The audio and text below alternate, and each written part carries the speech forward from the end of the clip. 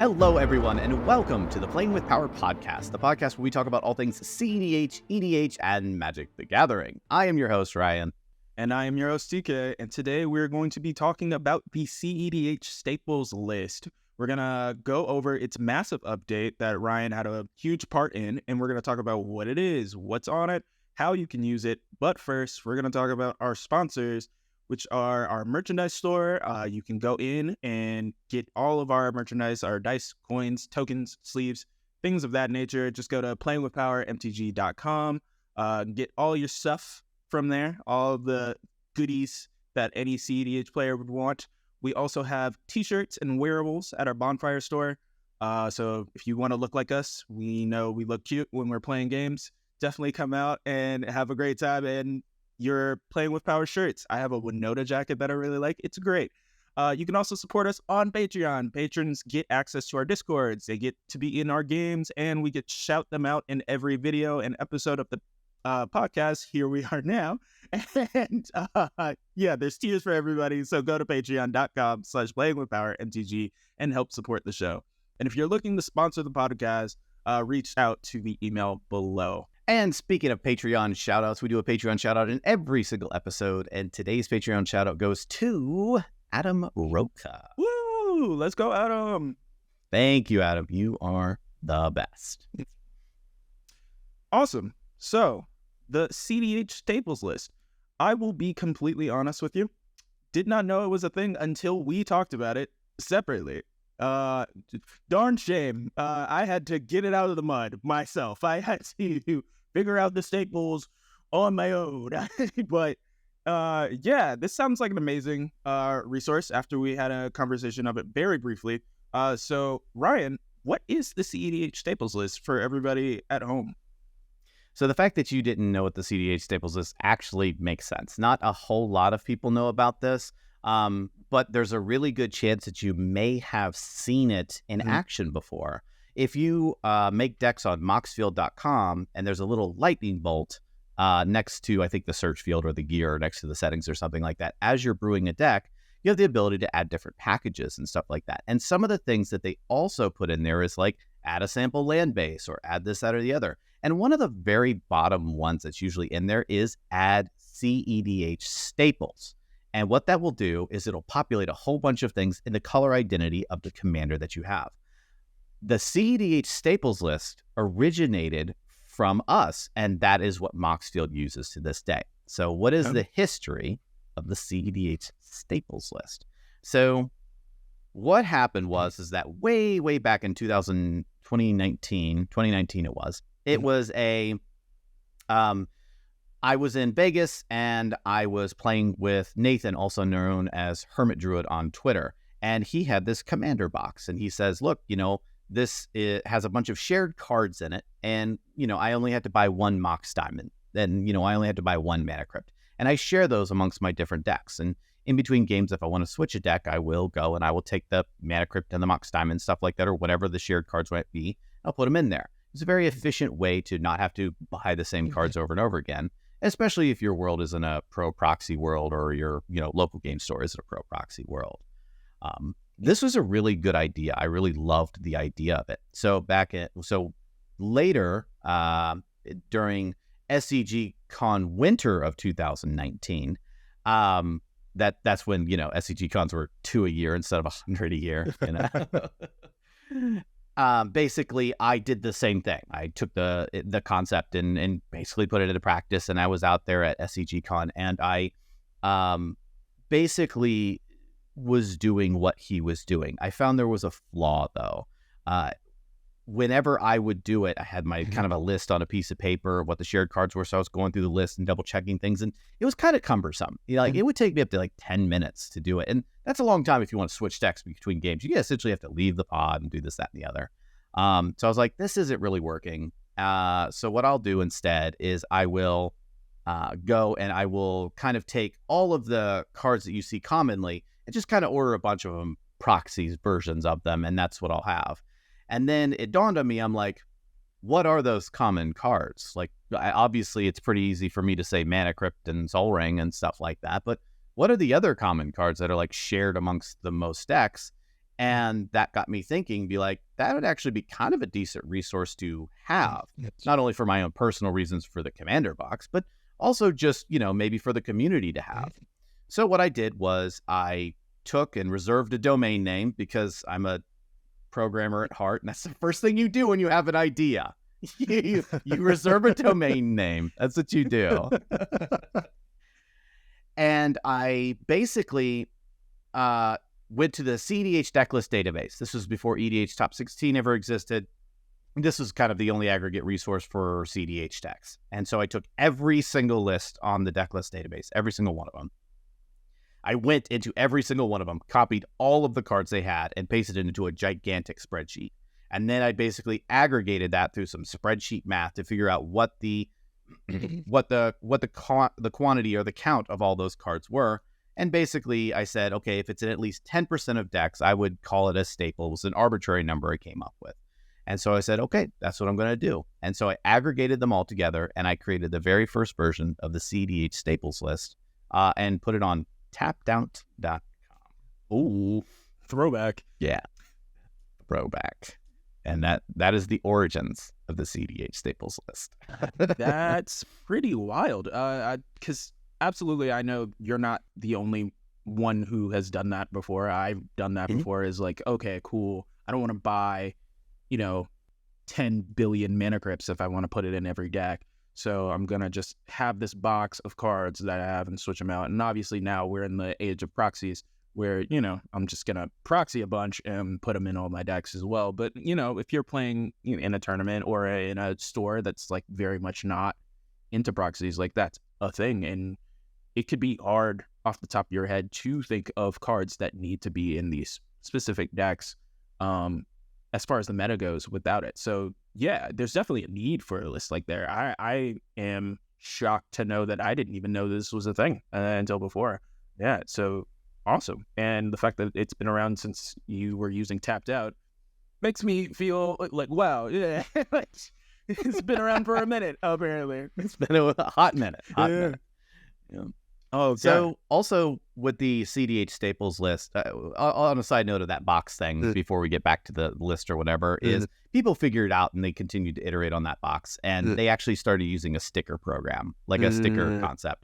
This deck has a red sticker, so you just go through your list and find all the red stickers. We've had multiple games with people who use this concept, and a common YouTube comment that we get is like, why are there 8 stickers on that person's mana crypt? That's where that concept is. They have a box and they have basically a sticker labeling system. Let me find all the yellow stickers for my Selvala deck, and it's super easy for them to sort through without having to like pull up a list or something. Absolutely. So it's cool. Yeah, I've definitely seen Chris from our channel do that a lot with his stickers, and always was like, if I just was a little bit more organized, man, I definitely would implement that. But alas, not happening. I'm just printing proxies. I can't be that organized. I just can't do it. I'm a pretty organized guy when it comes to my cards, but woof, that's a lot. It's a lot. But that I could see that being, a great system for sure. And with that, so this has been something that's been around for a minute. However, as we were talking beforehand, this is something that also died. Like it was not, kept up all the way. Tell us kind of what was the whole process of getting back to it and updating it, because I'm sure it had to be outdated if nobody has been looking, because there's been so many cards that have joined into the format, and have changed since then. So yeah, tell us a little bit about that. Sure. So basically what we did was, I released it as a resource. It got really good reception and good feedback saying, hey, this is actually really valuable. And what I did was I said, okay, I think we're going to go ahead and if this is a good resource, we're going to continue to do it. And what I did was basically I just kind of set an earmark for myself, said once a month, I'm going to go ahead and update it. The cEDH decklist database, I can't remember the exact cadence of what they used to release. I know it's like quarterly now or with sets or something. Forgive me, I don't know the exacts of it, but you can find that stuff out. But basically I was kind of not doing exactly March step of what the database did, but I did, monthly updates. Hey, this is what the meta looks like this month. And I knew that if I could take and do that, I could kind of get a historic snapshot over the months and the years of what our meta looks like. So I thought it was a valuable tool to do. So anyway, I decided to start doing that. So every month I'd take an update and I'd get an update. And this ran from like January of like 2020, I want to say, all the way until about August of 2020. I was doing monthly updates.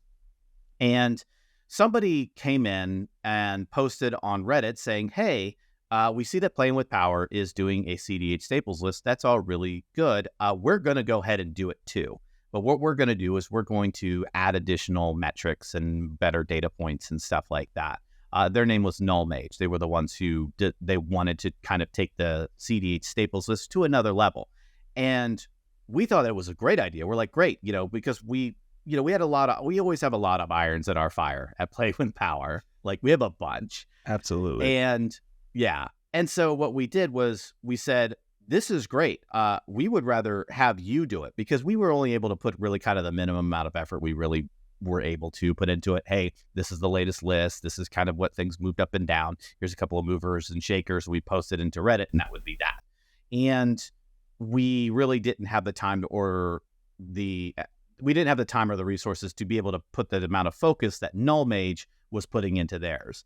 So we said, Nullmage, this project is yours now. We are more than happy to give it to another community member to have them maintain this list. And we actually took that domain that we reserved and we pointed it to their list and said, this is yours now to maintain. We are perfectly fine with it. Best of luck to you. And Nullmage did that for a very long time. Nullmage did that all the way. So I think they took it over from like August 2020 all the way until March of 2023.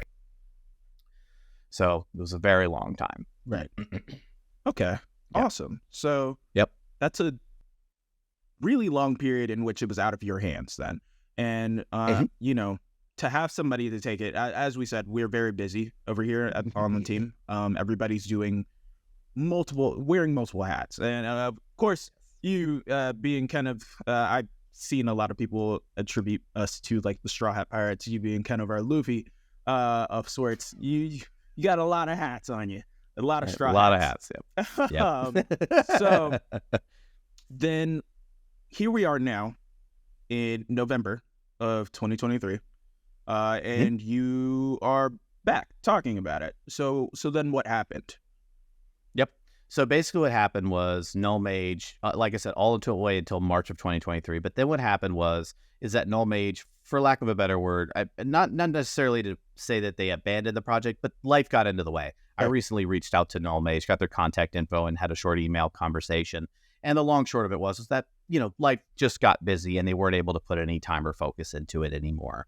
And in between that, a person on Reddit named Curdy kind of didn't take it over, but kind of picked up a little bit of the slack for a couple of months there. I would say for like 4 months, when they saw that it was falling out of date, they kind of gave little snapshots, but it wasn't like the complete staples list. They kind of just said, hey, here are the top cards for this month or whatever, and kind of broke it up into little categories, but it didn't like give the whole list of the entire staples list. So it was a stopgap, but it wasn't like 100% taking over the project.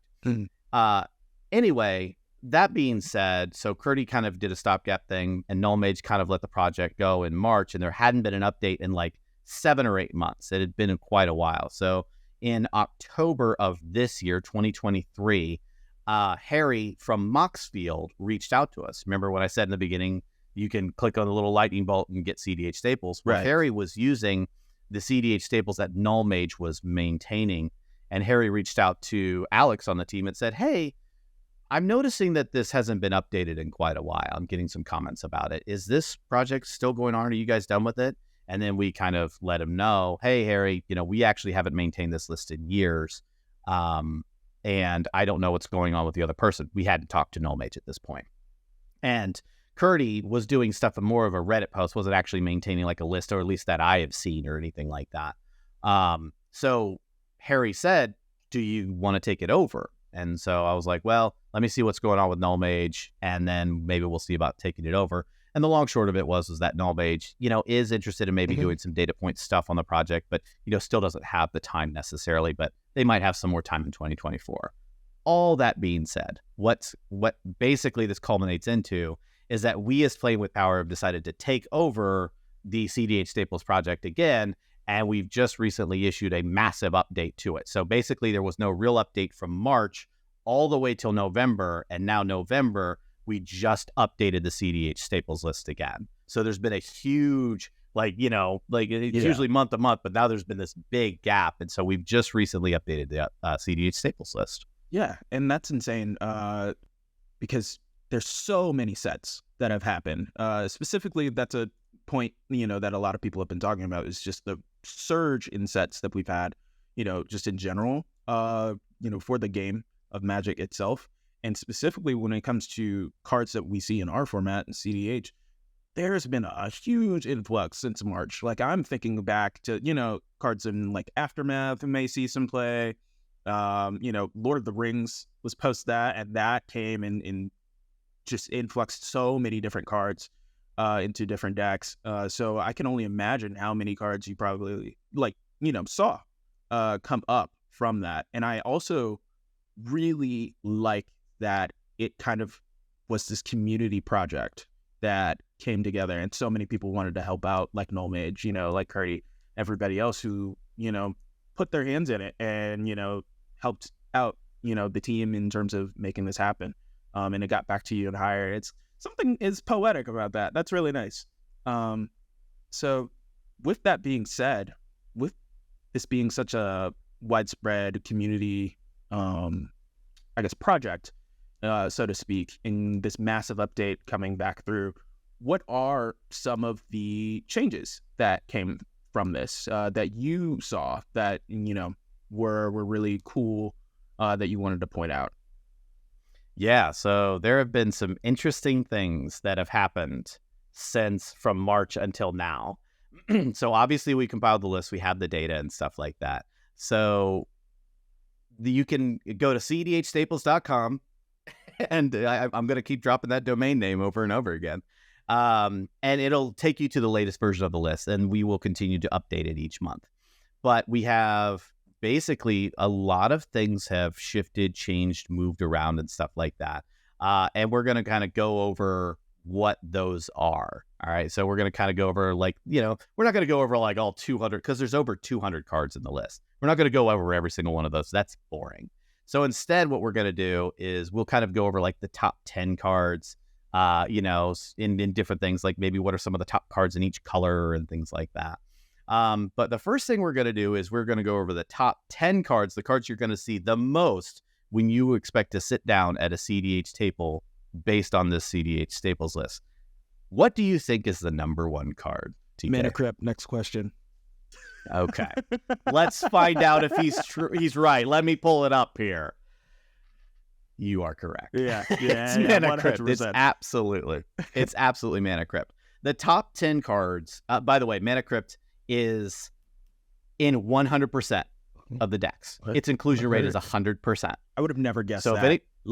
Definitely close to 90, not completely 100% is insane. We evaluated for this particular list 189 decks.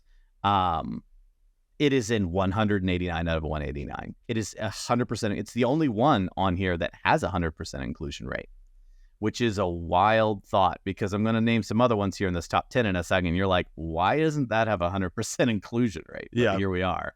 But every single deck that was evaluated is it has a Mana Crypt in it. Every single one. All right. So let's go over our top 10. I'm just going to name them from top to bottom, from 1 to 10. The number 1 is Mana Crypt. Mm-hmm. Number 2 is Sol Ring. Number 3 is Gemstone Caverns. Number 4, Mox Diamond, followed by Chrome Mox, Command Tower, Ancient Tomb, Misty Rainforest, Lotus Petal, and City of Brass. What a boring list. What a boring list. I like how Misty Rainforest just kind of snuck up in there. Yeah.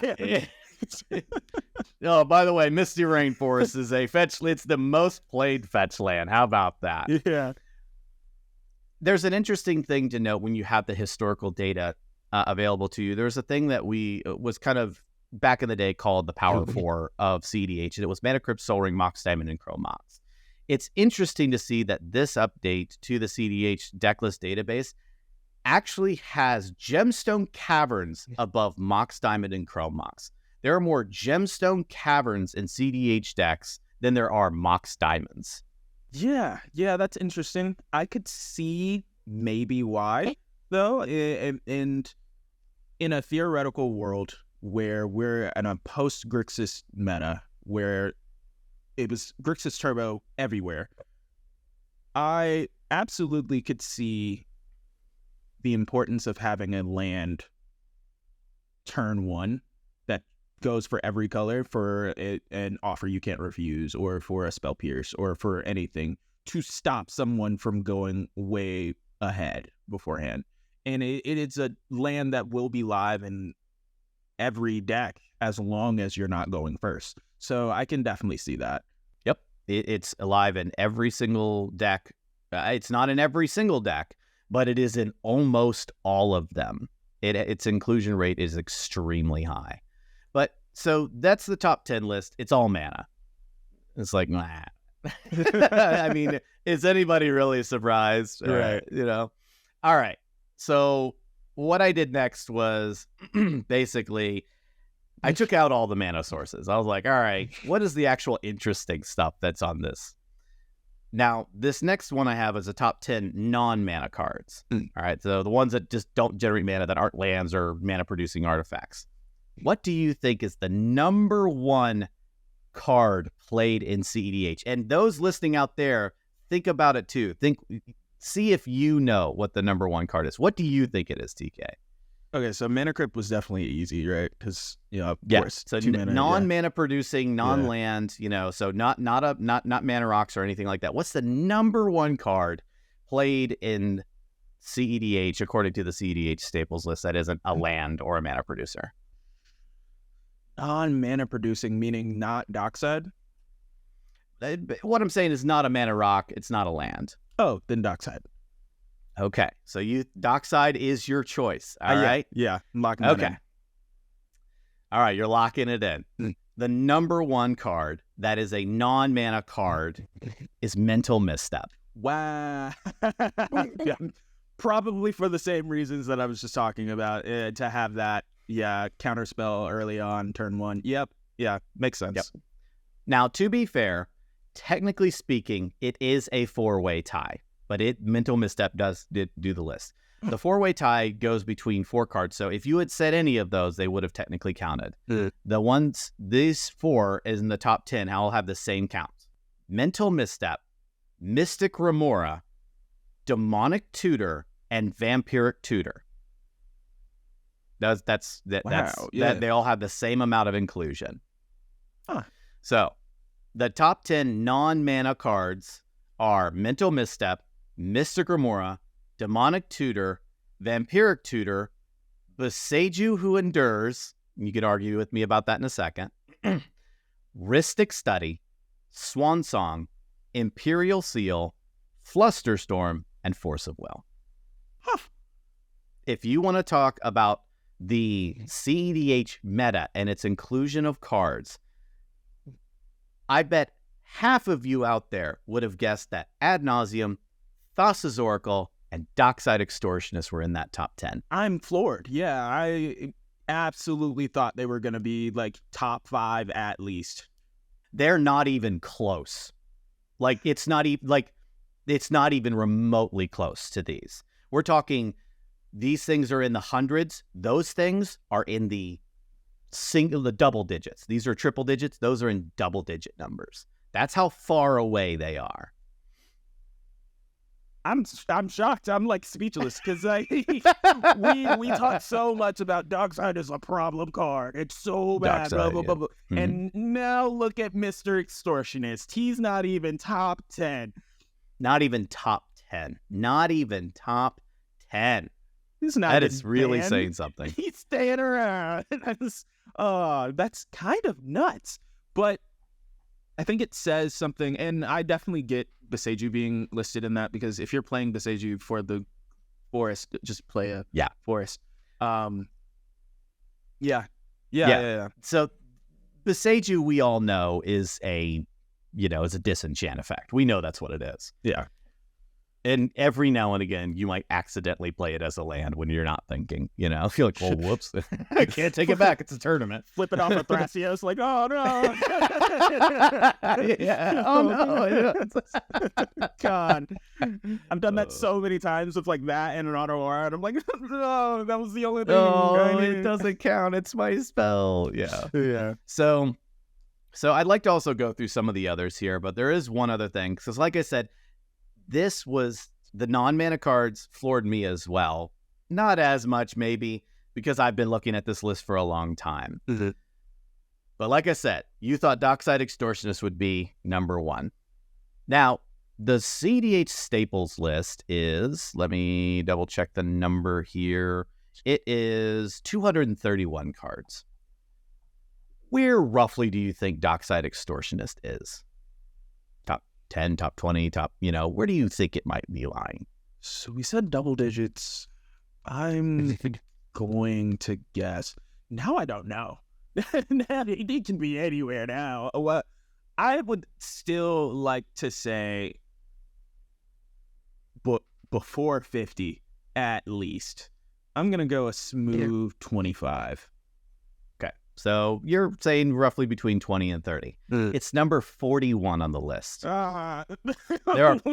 There are 40 cards played more than Dockside Extortionist is. Play more red. What are you doing? What is everyone doing? Red is ubiquitous. Red is the best color. Red is this. Well, the data might be saying something different. That's not saying red's not powerful, but the data is saying that these cards that we're talking about that are so ubiquitous and seen all the time and all these other things, actually, are they? Are certain things really doing that? Or are we just kind of using confirmation biases because we don't really register as much when somebody plays the Soul Ring, but we definitely hyperfixate and focus on with the Dockside or the Thassa's Oracle or the Underworld Breach. It's the battlefield because that's when every alarm is raised. And that's what makes us think that, oh my God, this is when something needs to happen, which I think might be artificially inflating how ubiquitous it actually is. Now, that's not to say that it isn't ubiquitous because it is number 40 out of over 200. But true, I can definitely see a world where, we are, and that might also speak to like the echo chamber that is just discussion in the community as well of like, oh, Dockside is such a powerful card and it gets, said over and over again. That just becomes ingrained in our brains when really the data is showcasing that there are at least 40 other cards, that are presenting themselves more in decks than Dockside Extortionist. And that's really mind-opening. I'm going to be sitting here thinking about that for the remainder of the night. Yep. Yeah. And please don't misconstrue what we're saying is just because it isn't number one on the list doesn't mean that, it's not a problem. It shouldn't at least warrant some sort of attention or discussion. We understand what Dockside's power is. We're not saying it's not powerful. We're not saying that it's not something that should at least be looked at. But we are saying that it's not even played in every deck. It's played in a lot of decks. We get that. But there is a lot more out there than just red decks that are playing in these tournaments. There's a lot more out there. Anyway. Yeah, absolutely. So with that being said, then, can I pick your brain? Since, you did just update this on some specific cards that I know people are going to ask, where do these land here? Yep. We talked about Ad Naz before, and being in a post-Grixis, meta, where that core kind of took over the world and turbo Ad Naz decks were just kind of the thing. Where does that lie? Interesting. Where, we'll do a little thing here. Do you think there are more Docksides, or do you think there are more Ad Nauseams? More Docksides, probably. I definitely agree that there's more Docksides. All right. Do you think there are more? Let me find some. Let me find good ones. Do you think there are more Ad Nauses than Underworld Breaches? That's a good question. Probably not. Okay. Yeah. All right. So you're saying that more people will run Ad Nauseam than they will run Underworld Breach. Okay. Oh, no. The opposite. I think Breach is probably played more just because Ad Naus also has to deal with CMCs. This is my thought process. I'm just saying it out loud. Whereas everybody uses the graveyard. Yeah. All right. So Ad Nauseam falls at number 68 on the list. For a frame of reference, Thassa's Oracle is number 66. It's only like 2 or 3 above. Oh, I'm sorry. It's number 65. My apologies. My numbers are a little off. It's number 65 on the list. Thassa's Oracle is. For reference, Ad Nauseam is 68. Grand Abolisher is 66. There are more Grand Abolishers than Ad Nauseams. All of those Blue Farm players are doing work on this data. What are we talking about? Oh, man. And don't get me wrong, they're really close. Yeah. They're very, very close. But it's very interesting to see how close they all are. But yeah. Ad Nauseam is number 68 on the list. There are 67 cards more played than Ad Nauseam is. Okay. Over or under? Was I correct on the Breach? The more people play Ad Nauseam than play Underworld Breach. I should have just let you say what you were gonna say before about that. Oh man. Yeah. Yep. Wow. Okay. So I could do this all day. Being like, we could do this all day. So let's dive into a couple of other of the categories here. So, what do you think the number one white card is from a cEDH Staples perspective? White card. Probably a Silence. Okay. So do you think it is Silence? Because there's a couple of silences out there. There's a Silence effects. No. Retract that statement. Esper Sentinel. Yeah. Okay. So you think Esper Sentinel is number one. Okay. Yep. The number one white card is Enlightened Tutor. Oh, that makes sense. Yeah, everyone. It's a boring tutor. How about that?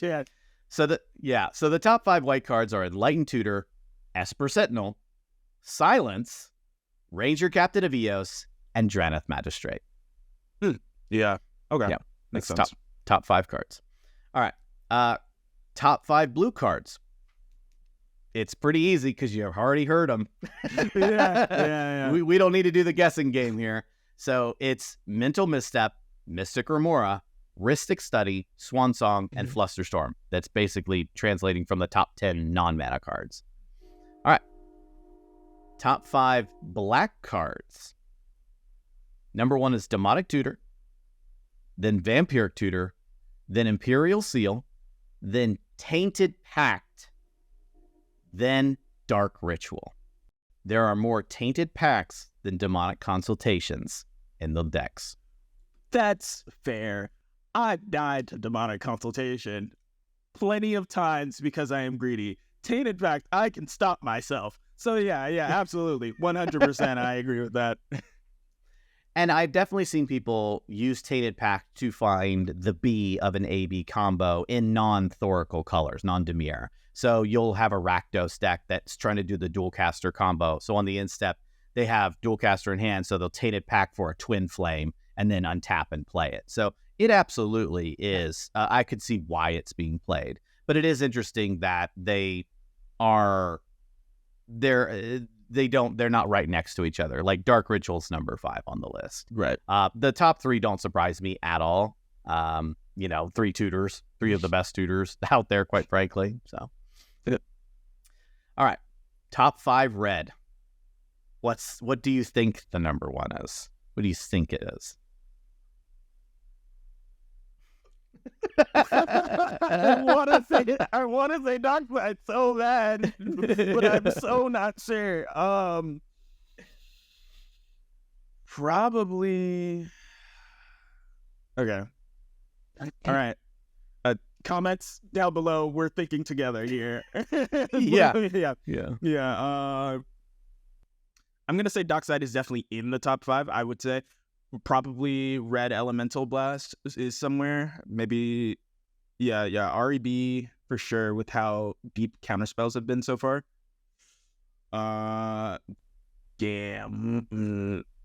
if Underworld Reach was less than Ad Naus, Gamble's not up there. Or is it? Rite of Flame? So, what's your final answer? I'm going to go REB is number one. Today's podcast is sponsored by Card Conduit. Do you have extra cards lying around that you don't use? Want to buy or trade for some extra cards but don't know how to maximize the value? Then you should try out Card Conduit. Card Conduit is the best service when it comes to selling your extra cards. Don't waste hours trying to find the best buy list price for your cards online. Simply send them to Card Conduit and let them take care of the rest. I've used Card Conduit multiple times already. I always use them to get the best value of my extra cards. I get fair prices for my cards and they save me tons of time. They have 3 main services. Their standard service lets you send them unsorted cards of any value. They will sort, grade, and give you the best buy list price for your cards. Their curated service is similar. Send them your unsorted cards worth over $1 in value. They will charge half of the fee of the standard service and charge no fee per card. Their new sorted service is a great value as well. Choose cards in advance with their selection tool, send them sorted to Card Conduit, and they will grade and buy list them automatically. Save yourself the time of having to send to multiple sites and let Card Conduit do it instead. Their fee is only 2% with no fee per card. They give you the best price for your cards. They work with competitive buy listing partners, including ones not open to the public. Users get an average of 19% more for their collection than they would have from a major retail buy list, even with Card Conduit's fees. Card Conduit also optimizes buy listing for card condition as well. Since vendors have different penalties for wear and tear, Card Conduit will find the best buy list price against the specific condition of a card. So give Card Conduit a try today. If you sign up with my link in the show notes or the description, or use the promo code POWER, you'll also get 10% off their fees when you use their service. A big thanks to Card Conduit for sponsoring today's podcast. Okay. The number one is Dockside Extortionist. Oh, what? You were right. You were right. You were right. So the top 5 red cards in the list are Dockside Extortionist, followed by Deflecting SWAT, Gamble, Ragavan Nimble Pilferer, then Simeon's Spirit Guide. Oh, wow. RB's not even on the list. Wow. Yep. RB's not even on there. Do I know this format? What do I know? I mean, it takes nearly 190 decks into consideration. So you got to think that there are plenty of decks that aren't just Grixis decks. Like there's a Gruul decks in there and stuff like that. And there's Rakdos decks in there and stuff that aren't just doing Underworld Breach stuff and Grixis shenanigans. So that does play into these numbers somewhat. And so like I was actually very surprised about Ragavan. I've always found Ragavan to be very mid. But if you're looking for a mana dork and you're not in green, Ragavan's pretty good. So, but beyond that, like it, I was very surprised it was as high as it was. But the numbers don't lie. There it is.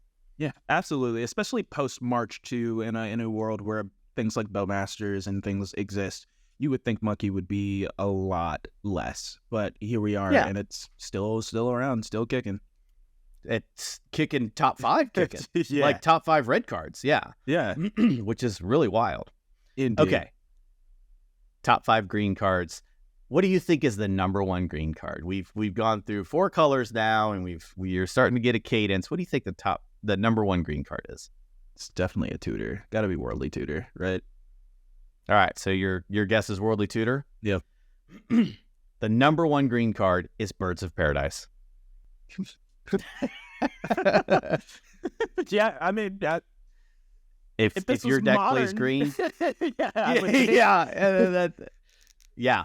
So the top 5 green cards in order are Birds of Paradise, Worldly Tutor, Veil of Summer, Eldritch Evolution, and Finale of Devastation. What's interesting is that Birds of Paradise is, by and large, like there's a huge gap between, well, not a huge gap, but there's a gap between it and the next card. Like Birds of Paradise is in 3 digits and the others are in the 2 digits. Like wow. Yeah. And it's so funny because we have conversations all the time about green is like, oh, the whole identity of green so far is just tutor for Dockside, tutor for these creatures, tutor for Seaboard Muse, these things that, these creature combos and or big threats. And so to me, it's like, oh yeah, any of the green tutors is probably number 1. But classic old ramp. Who would have thought? Color fixing ramp on a one drop. I would have never thought that one. Yeah. Bowmasters, the presence of tutors. I know that green is weak, and I thought everyone was off of dorks, but there it is, number 1, which is wild. Yeah. All right, top 5 multicolored. Just pick any. What do you think is in the top 5? The multicolor is a little harder. It's a much more niche kind of thing, because we really don't have a whole lot of mixing unless they're really in our commanders. So what do you think is one of the cards you would think would be in the top 5 multicolored? Or if you want to pick the number 1, you can do that too. Yeah. Multicolored. See, now I'm just thinking of commanders at this point. But that would be insane. Yeah. Yeah. Oh, actually, that's a really good point to bring up. As a quick aside, part of the things that we do for the cEDH staples list to curate this list is that we take all of the cards that are in the commander decks from the deck list database. We exclude sideboards, maybe boards, and considering boards, or I guess those are the same thing. We also exclude the commanders. And I do believe that's it. Yeah, and we don't have any basic lands. So none of those are considered in any of this list. The reason that we did that originally and why those rule sets were established back when it first started is because there would be Thrasioses and Tymnas all over the place, because back then the meta was all Tymna Thrasios. There was easily 20, 30 decks. So you'd see this random Tymna and Thrasios in the decklist database when the commanders were considered. And so what we decided to do was exclude the commanders from consideration. A quick point on that. If there is a legendary creature that's commonly seen as a commander in the 99, it will be included. An example of that is on this update of the cEDH staples list, Kinnan, Bonder Prodigy, is in the staples list. It is not because it was in the command zone. It is included in enough of the 99 that it was actually considered to be on the staples list. Wow. Yeah. And makes sense too. Yeah. Okay. That actually helps out a lot. I think I still am probably going to be off with my track record. Let's see. Let's cook. Yep. Probably Abrupt Decay. Yeah. All right. Yeah. Is that your answer? Yeah, we'll lock it in. Abrupt Decay is not in the list. The top 5 multicolored are in order: Deathrite Shaman, Culling Ritual, Neoform, Assassin's Trophy, and Eladamri's Call. I almost said Culling Ritual. I was thinking of like the Golgari, the Culling Ritual, Abrupt Decay, like that stuff. Oh, yeah, that makes sense. Yeah. Deathrite Shaman is actually an interesting inclusion because it's Bowmaster's proof, which is nice, Yeah. and I could see why it would be in there from a mana dork perspective. It does a ton of things. So it makes sense to me why that's in there. Yeah, 100%, man. Yep. Yeah. Okay, so we're going to do like 2 more categories because the rest of them are kind of a little bit obvious and stuff like that. But so let's take the top 5 creatures now. What do you think is the number 1 creature in the cEDH staples list? Number 1 creature, definitely not Dockside at this point. I'm shaking your foundations with this list. Like what? Number 1 creature, probably. Well, now that we thought about it, I'm thinking birds. Probably birds, right? Birds of Paradise is number 1. Okay. Yeah. It is the number 1 played creature in the entire cEDH meta, if you will. It's on the staples list. So wild. Birds of Paradise is played more than Dockside Extortionist. All right, so the top 5 creatures in order are Birds of Paradise, Dockside Extortionist is number 2, followed by Esper Sentinel, Ranger Captain of Eos, and Drannith Magistrate. So white has most of that top 5. Oh my god. There are 3 cards that are white in the top 5 creatures in this list. And they said white was bad. Look at it go. It literally holds spots for, like the top creatures. 3 of those 5 are white cards. It's really funny that one of them tutors for the other one too. It's really funny to me. But yeah, actually, that makes sense. factually, yeah. we're just going to go over, we're going to do one other, and then I'm just going to kind of quickly read the rest of them. Okay. So this will be the last quiz show one that we're going to do. Top 5 utility artifacts. These are artifacts that don't produce mana as their main goal. So like not Mana Crypt, because Mana Crypt and Soul Ring and stuff would take these up. Top 5 utility artifacts. Artifacts that you have in your deck that aren't just for mana producing. Okay. What do you think is number 1? Okay. The One Ring just seems like it has not been around enough to take that spot yet. Thinking of other... All of my artifacts make mana. All of them make mana.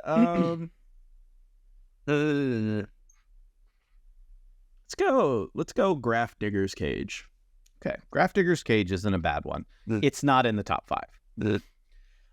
The number 1 utility artifact is the One Ring.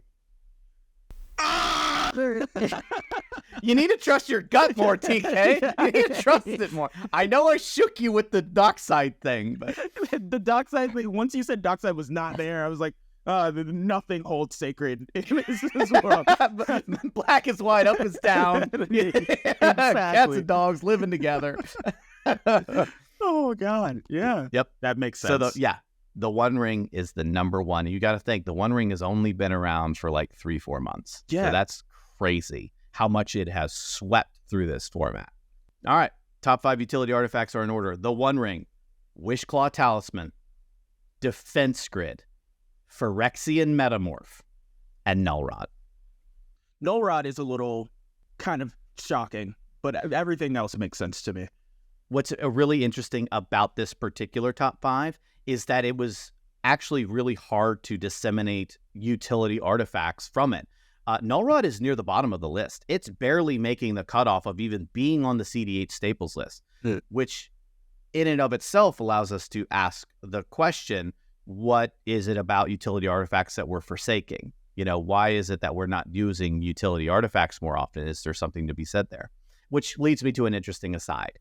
There's another podcast, and you can find that podcast up there in the show notes or something like that, that basically talks about data points when we're evaluating different things. I did it with Sean Spielman, Dr. Sean Spielman, sorry, a really good friend of mine, and he really helped me understand data a lot more.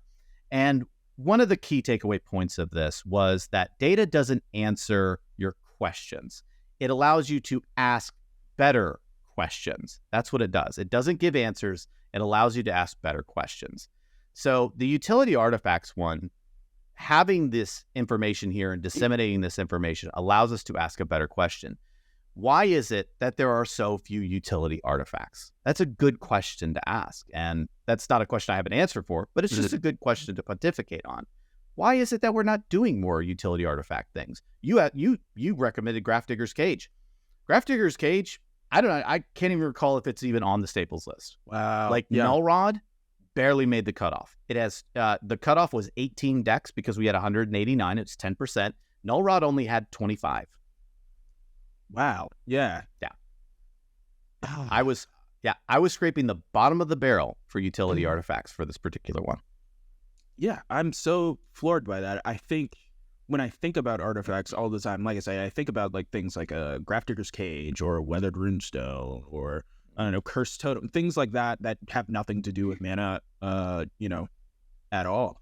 And we talk about these cards so much, again, in this echo chamber that we talk about in our community of like, oh, well, this, but now that I'm thinking about it, I'm thinking about those under the guise that it's in a world where Dockside is, the worst corn ever and things of that nature. So yeah, of course, Null Rod would make sense because then you're destroying your, stop the artifacts and like things like that. But when you really take into consideration, like this is out of the entire card pool. This is not just something, that people are just talking on the internet. This is, everybody is looking at their decks and trying to figure out what is the best, 99 cards to put together. And so with that in mind, I think that puts a lot of things in perspective with this list.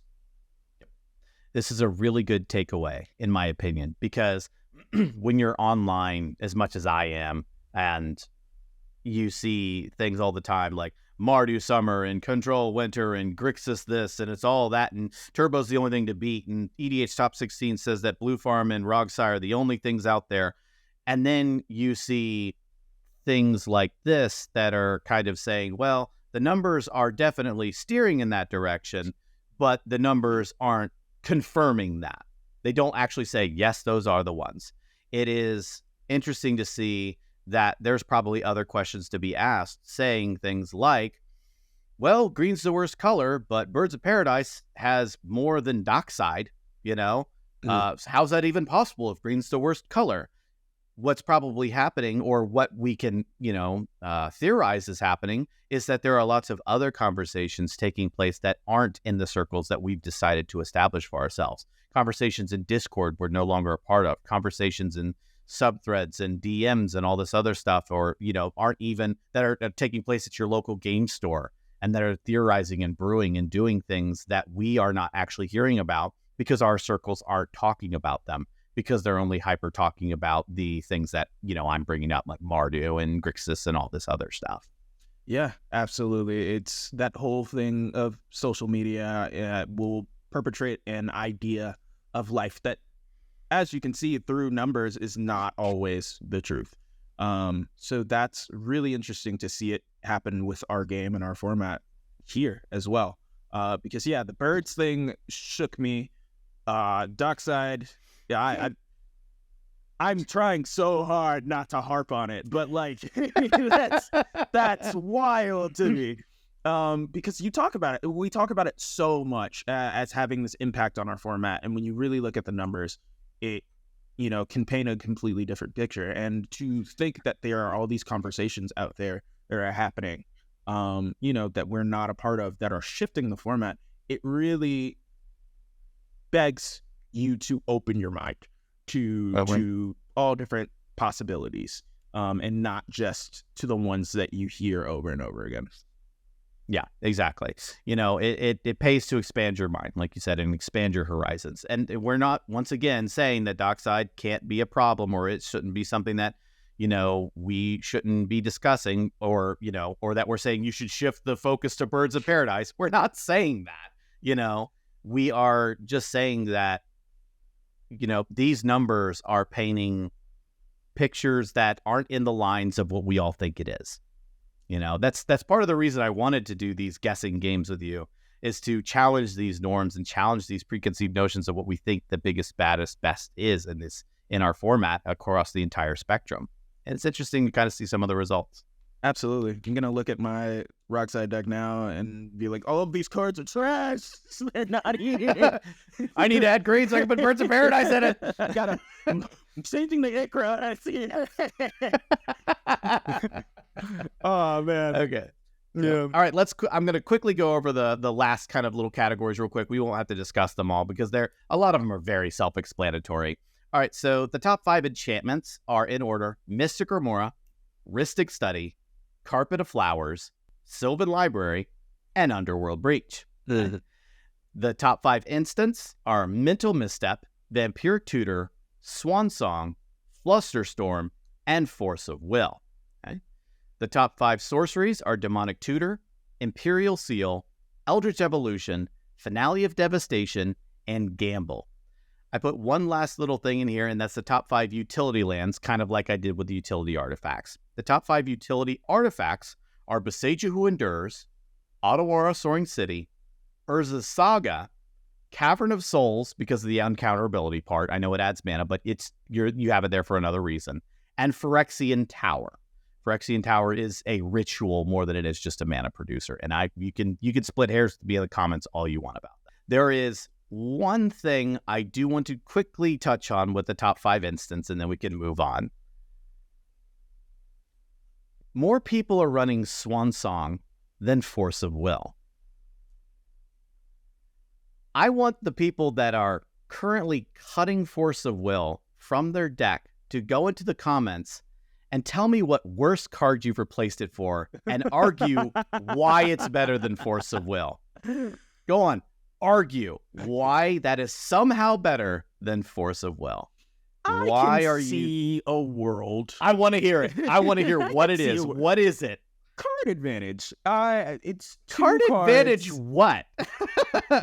It is. Yeah, I'm paying it for free, but I'm also losing another card in my hand to do it. Versus Swan Song, I get to give him a bird and just tap a little land, and we're good. Do I agree with it? Absolutely not. Force of Will stay in all of my decks.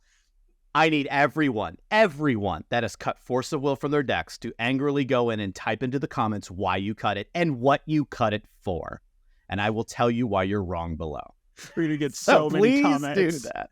So many comments don't get me wrong.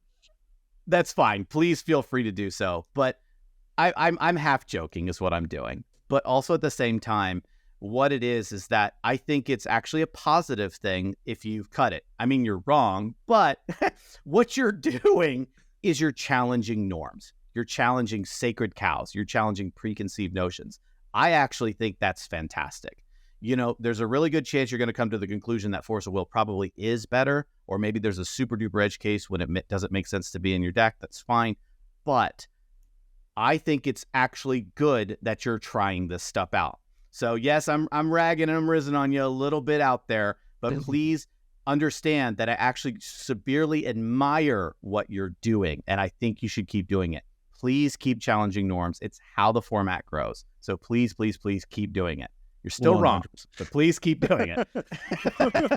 100% though. I love that you said that, just because, yeah, if everybody is just following what somebody put on their primer or anything else, who's going to write the primer? Who's going to, actually make these choices that are going to shape the format as a whole? It's going to take somebody to actually do some experimentation and testing to actually push the format forward. So if you're cutting Force of Will, go ahead. I paid good money for mine. I will be using it regardless. You know? Okay. So that being said, this list has been massively updated. We went through kind of a quick snapshot of what's on there. Real quick, what do you think is next for this list? What's coming? What goes on? Are you updating this more? Is this just a one and done? We're just going to do it a massive update a year. What goes on? So we are going to go ahead and take it over for now. We are in talks with Null Mage still, and they're talking about what their involvement might be in 2024. But for now, we are, in fact, going to take it over. We're going to do monthly updates. There are a couple of things that we are going to be changing in 2024, though. So you're going to see kind of this big shift, if you will, from December 2023 to January 2024. Number one, we're adding a new source for the data. And when I say add, what I'm actually saying is that we're replacing a source for the data. The cEDH decklist database has been a fantastic tool for a very, very long time. And the cEDH decklist database, the people that have maintained it, the people that have created it, I have nothing but admiration for them. They have taken heat over the years. They have been subject to criticism and ridicule for a very long time. I think a lot of it is undeserved, and I don't think that it should be that way. I have nothing but respect for all of those who have maintained and worked on the decklist database for all these years. We wouldn't have this if it wasn't for that. That being said, the cEDH decklist database is a curated list. It's handpicked. People decide manually what is or is not to be on there. We are going to be moving to the data points from the EDHtop16.com data sets. And the reason is not because of some background something, or we like this or don't like that person or anything like that. It has nothing to do with anything would be considered political. It has everything to do with the data points that are showing up inside of tournaments. What we are going to be doing is we are going to be collecting the data points from the last month's worth of tournaments in EDH Top 16, taking those data points. We'll do some refinements and stuff like that and figure out exactly how those dials are going to fall. But essentially what we're going to do is we're going to take the deck list from EDH Top 16 and disseminating that to start curating the cEDH staples list going forward. So that's one of the first ones. Absolutely. I think that's a really great step, especially because our format has grown so much. in the time that this list just came through, and especially in the tournament scene, you have all of these different series. Our own series, shameless plug, endures. Mox Masters is a thing, but there's also Top Deck. Eminence is doing so many events. There's events popping up all over. I've seen more cEDH events and tournaments in the past year than I think I've ever seen. And I think it's only going to grow. So to take that from tournament results, I think is the fairest play, because that's where you're going to see probably the most of your data. So I agree with that, and I'm very excited to see this list come out of that. Yeah, it's data driven. That's our main decision for moving to this particular thing. Nothing but love for the DDB, but we want to move to more data driven points. Hey, these things are showing consistent results, and therefore that's why that's there. So for all we know, come the cEDH staples list update in January, Birds of Paradise actually might fall off the list severely. We don't know. We'll have to see what happens in January. So the other thing we're going to do, and this is just a little behind the scene things, we're going to look into automating the process. Right now it's manual. So it takes like a day to do it. Well, a couple hours basically.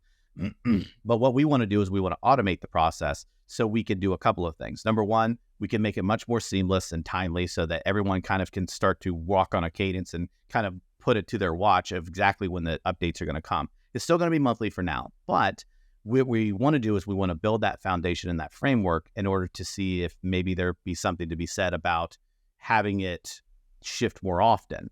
If we automate the process, we can extrapolate more data points, we can collect more data, I'm not saying we should do more frequent updates, but that might be something we might want to do one day. But automating the process allows us to be able to do a lot more of that work that we're doing manually, that number punching, for lack of a better word, and be able to get more data out of it, do more with it, and be able to ask better questions based off of it. Absolutely.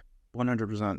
Well, I think that this resource is amazing. I will absolutely be diving into it once we get off air here to see what else is up there. Because, I think it's really good to have somebody who, is really into brewing decks specifically, to see kind of what other people are putting in their decks as well.